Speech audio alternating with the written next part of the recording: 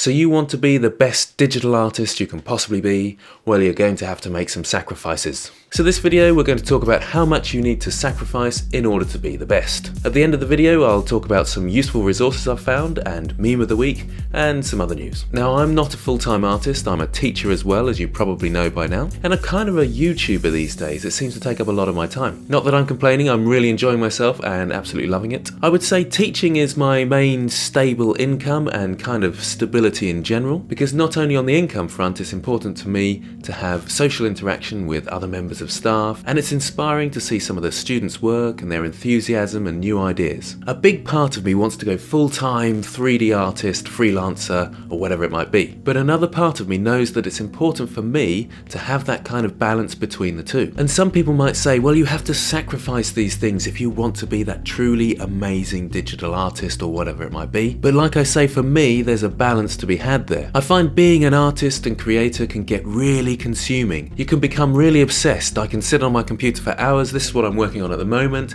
I'm really enjoying it, getting really into it, and I want to spend all my working time doing just that. I really love doing these YouTube videos, spending time researching and thinking about what I'm going to say, interacting with the audience and chatting to people out there. It's really exciting and great fun. And I'm not ruling out that I might one day take on the freelancing and the 3D career full-time, maybe even the YouTube full-time, but part of me finds quite a balance in the teaching aspect, and I feel like it grounds me in some way. And that's why I come back to sacrifices. If I were to sacrifice these things, sometimes they could be detrimental to my pursuit of a 3D career, because that balance of kind of human interaction and colleagues and stresses and difficulties behind teaching is actually really important. I do find sometimes that keeping up with family and, what are they called, friends, those are the ones, and generally keeping up with hobbies and exercise and all those kind of things can actually be quite tough. And it's strange, occasionally a family event comes up and my heart kind of sinks because I think, oh, I haven't really got time for that because that's going to take 5 hours out of my day, and I'm really excited about this project, or I've got this many videos to do, or whatever it might be. And some people would say, well, you have to sacrifice these things and really focus on your 3D work if you want to be the best. And perhaps they're right. To be at the absolute peak of your profession, you might need to sacrifice all these other things. There's Olympians that spend 10 hours a day training in their special event. But I would say, and it's certainly the case for me, that without that balance, I can't focus as well. Without having human interaction, friends, colleagues, doing some exercise, having a good diet, having rest, I don't feel like my brain functions as well if I don't have those things. And there's research to say that doing things like exercise actually improve your brain's performance. So if you're struggling with a project, then getting some exercise will release the endorphins in your brain and it will work harder and better. So if you are one of those people who's thinking, well, I can't possibly make all those sacrifices that I need to make to follow my dream, therefore I can't follow my dream. Well, I would say to you, you don't need to make those sacrifices.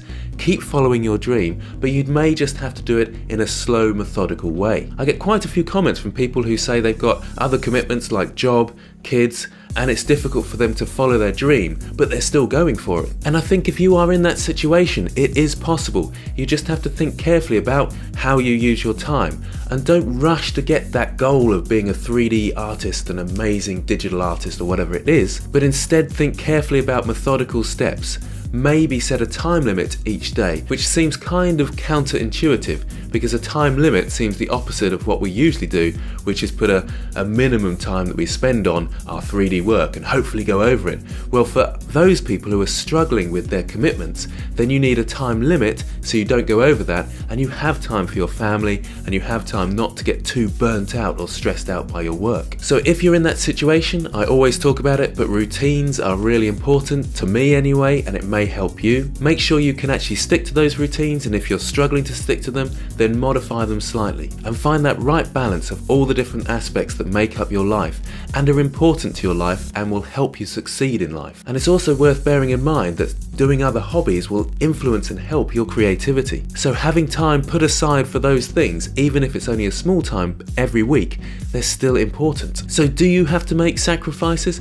Well, there may be some sacrifices that you will need to make. I don't play anywhere near as many games that I used to and really enjoy. It's probably a good thing because they're partially a bit of a waste of time for me, but I know that I wasn't getting a lot out of them and I was spending far too much time on them. So for me, that was something worth giving up.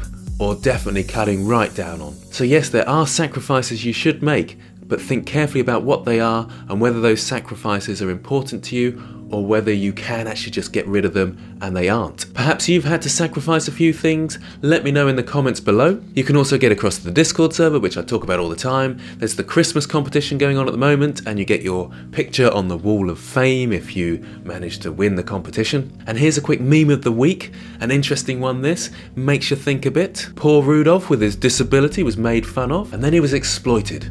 Santa, you've got a lot to answer for. Also, an interesting site that I often go on is Creative Block. They've got some amazing articles on there. I just read one today, which was Become a Better 3D Artist. It's generally design related news, but there's loads of 3D stuff on there as well. They often get interviews with professionals and talk about the workplace, freelancing, and all the different things that I tend to be discussing on this blog. You can also follow them on Twitter, which is what I do, and you can get them in your feed. And as I always say, if you really want to get good at something, it helps to immerse yourself in it, so have that sort of thing that you read regularly. But don't make too many sacrifices in order to do that. So if you have any places that you go on the internet that you think are useful to us, then please come across to the Discord server and share them there. It's not so easy that in the YouTube comments because they often get blocked because they're links and then I have to go in unblocking them all. So I might end up missing it. So it's best to get across to the Discord server and chat to us there. So lastly, thanks for watching and see you next time.